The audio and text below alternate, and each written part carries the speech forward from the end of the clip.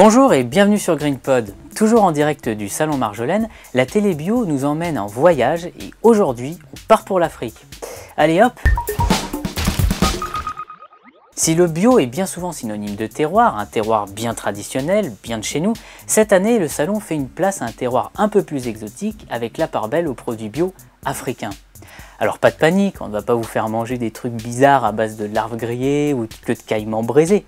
On peut garder nos bonnes vieilles habitudes culinaires françaises, comme la confiture par exemple, star du petit-déj, mais on l'exotifie un peu avec un goût de karité et d'hibiscus par exemple. Vous allez voir.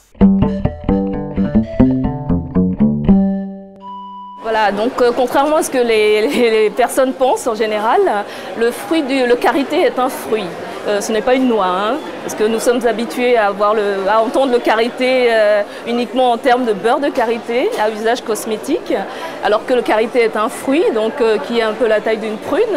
Et le Kari Délice confiture de fruits de karité, donc est élaboré à partir de la pulpe du fruit. Donc comme vous voyez la façon dont le produit se présente. Donc il s'agit plutôt d'une texture assez pâteuse, donc qui rappelle la crème de marron. Au niveau gustatif, ça se rapproche plutôt de la confiture de figue.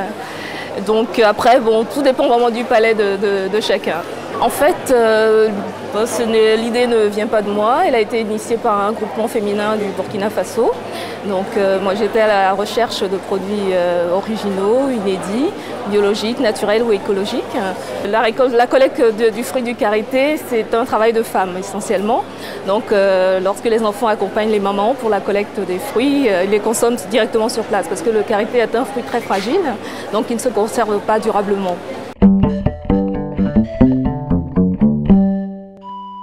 Donc on travaille avec des jus de fruits qui viennent du Sénégal. Donc ce qu'on fait, c'est qu'on travaille avec des femmes qui s'occupent de la culture de l'hibiscus et du gingembre. Et c'est les jeunes qui s'occupent de la cueillette du baobab et du tamarin. Donc on fait venir les fruits du Sénégal, de Casamance. Après on les transforme sur Albertville. Donc on a une gamme de 4 jus qui sont baobab gingembre, baobab hibiscus, hibiscus menthe et tamarin cannelle. Donc pour le baobab, ce qu'on utilise c'est le fruit. C'est un fruit qui est dans une calebasse. Et quand on ouvre cette calebasse, à l'intérieur, il y a une pulpe blanche. Et c'est avec ça qu'on fait le jus. Nous, il nous a semblé intéressant de travailler avec le baobab parce que c'est l'emblème du Sénégal. Après, c'est des jus de fruits qui sont bio. Donc on a obtenu la labellisation il y a environ un mois. Mansa travaille aussi avec Second Souffle Africain, qui a pour but de promouvoir l'agriculture au Sénégal. Et on voit le commerce de 3 façons. Donc c'est acheter des fruits à un prix correct et équitable. La deuxième chose, c'est travailler avec un artisan ici, ce qui fait aussi travailler l'économie locale. Et on reverse un pourcentage de chaque bouteille à l'association Second Souffle Africain. Bonjour, moi je présente l'association Second Souffle Africain. Pour nous, le commerce équitable n'était pas suffisant parce que acheter en CFA et revendre en euros, ce n'était pas suffisant. Donc il a fallu qu'on aille plus loin. Vraiment là, c'est du développement. Mansa est la première structure en fait faisant partie, de cette association. La charte, c'est une agriculture propre, c'est-à-dire agriculture bio, traction animale, pas d'énergie fossile. En fait, nous, dans notre projet, on nous a attribué 200 hectares qu'on a divisé en quarts d'hectares et qu'on a réattribué aux foyers ruraux. Ils sont encadrés par des ingénieurs agronomes, ils sont équipés.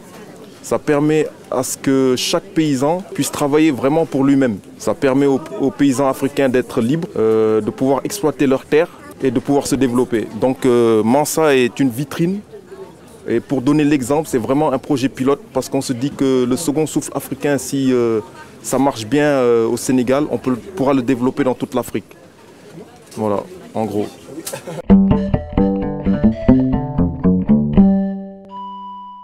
Donc quand j'ai eu l'idée de mettre en conserve des recettes traditionnelles Congo, naturellement je me suis dit si je dois moi m'approvisionner en légumes, ce sera avec des légumes bio.